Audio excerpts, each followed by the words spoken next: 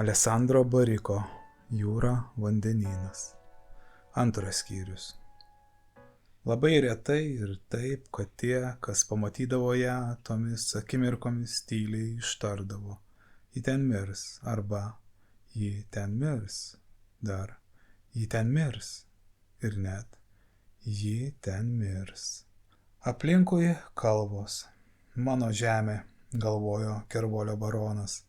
Tai ne liga, galėtų būti liga, bet yra kažkas menkesnio. Jei tai turi vardą, šis turėtų būti lengvas it pūkas, tik ištariai ir jau išnyko. Kai ji buvo dar vaikas, kartą atėjo Elgeta ir uždainavo lopšinę. Lopšinė išgąsdino strazdą, šis pakilo. Išgąsdino purplelį, šis pakilo, pasigirdo sparnų plazdenimas, vos girdimas sparnų šlamesys. Tai atsitiko prieš 10 metų. Purplelis praskrido pro jos langą, tai truko tik akimirką. Ji pakėlė akis nuo žaislų ir juose atsispindėjo siaubas, baltas siaubas. Norėjau pasakyti, neatrodė, kad ji bijotų, o tarsi nyktų, beregint. Sparnų plazdenimas, lyg tas, kurį palieka siela. Tiki? Jie tikėjo, kad ji užaugs ir viskas praeis. O kol kas visuose namuose patiesė kilimus. Ją baugindavo jos žingsnių aidas, baltus kilimus. Visur ta spalva negali skaudinti. Tykūs žingsniai ir blankios spalvos. Parke visi takai sukosi apskritimais, išskyrus porą drąsių alėjų, brėžiančių švelnius vienodus lankstus, psalmes. Ir taip buvo teisingiausia. Iš tiesų, kiekvienas jautresnis suvoks, kad akligatviai alsuoja pasalą, o du susikertantys keliai tai yra tobulas geometrinis smurtas, kuris išgąsdintų kiekvieną jautrų žmogų, juo labiau ją, kuri neturėjo savo jautrios sielos, bet buvo užvaldyta pašėlusios sielos jautrumo. Amžiams nušvitusio kažkuria jos nematomo gyvenimo akimirka. Menkučio gyvenimo, nes dar buvo maža.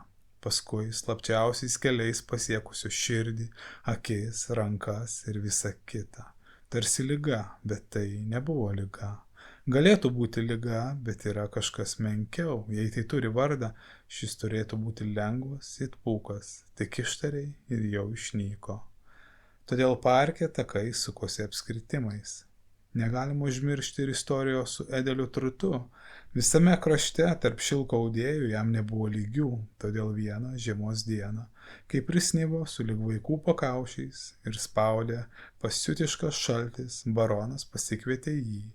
Kelionė buvo tikras pragaras, arklys garavo, kojos klampo sniegu, o rogės linguodamos lydo paskui. Jei per 10 minučių neatvažiuosiu, mirsiu. Tikra tiesa. Kaip ir tai, kad mano vardas Edelis. Mirsiu, nei nesužinojęs, ką velniai rautų, tokio svarbaus baronas ruošiasi man parodyti. Baronas stovi dukters kambaryje, prieš ilgą, belangę sieną ir kalba, tyliai, senoviškai, švelniai. Ką matai? Edeli, ką matai? Burgundijos audeklas, kokybiškas gobelenas, peizažas, kaip ir daugelis kitų, puikus darbas. Edeli, nėra šiaip peizažų, bent mano dukrai tokių nėra, jo dukrai. Tai buvo lyg paslaptis, bet reikia pasistengti suprasti, įsivaizduoti, užmiršti, ką žinai, kad vaizduotė galėtų laisvai klajoti, prasiskverbti giliai į daiktus, kol pagaliau pamatys, kad siela ne visada deimantas, kartais jį lyg šilko šydas. Galiu tai suprasti, įsivaizduok skaidrų šilko šydą, bet kas galėtų jį pradrėksti, net žvilgsnis, įsivaizduok, jį imančią ranką, moters ranką, taip, jį juda lėtai, suspaudžia jį pirštais, net nesuspaudžia, tik pakelia, lyg būtų ne ranka, o vėjo gūsis, suspaudžia jį pirštais, lyg jie būtų ne pirštai, o mintys, taip. Šitas kambarys yra ta ranka, o mano dukra šilko šydas. Taip, supratau.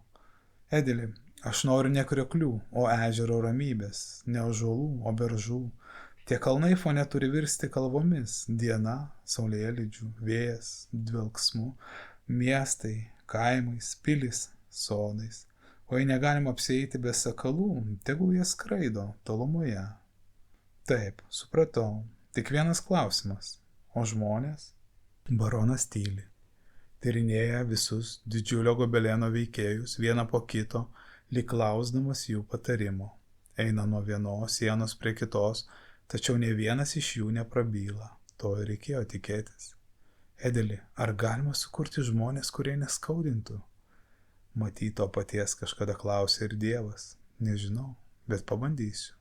Edelio truto dirbtuvėse audėjai daug mėnesių audė barono parsisiūsdintus kilometrus šilko.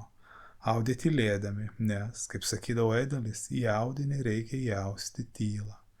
Jį toks pats siūlas kaip ir kiti, jo negali matyti, tačiau jis yra, todėl jie dirbo tylėdami. Daug mėnesių. Paskui vieną dieną prie barono namų sustojo vežimas, o jame gulėjo Edelio šedevras. 3 didžiuliai audinio rėtimai, sunkus kaip procesijos nešami kryžiai. Juos užnešė laiptais, paskui nunešė koridoriais iki durų namų širdyje, į kambarį, kur jų jau laukė.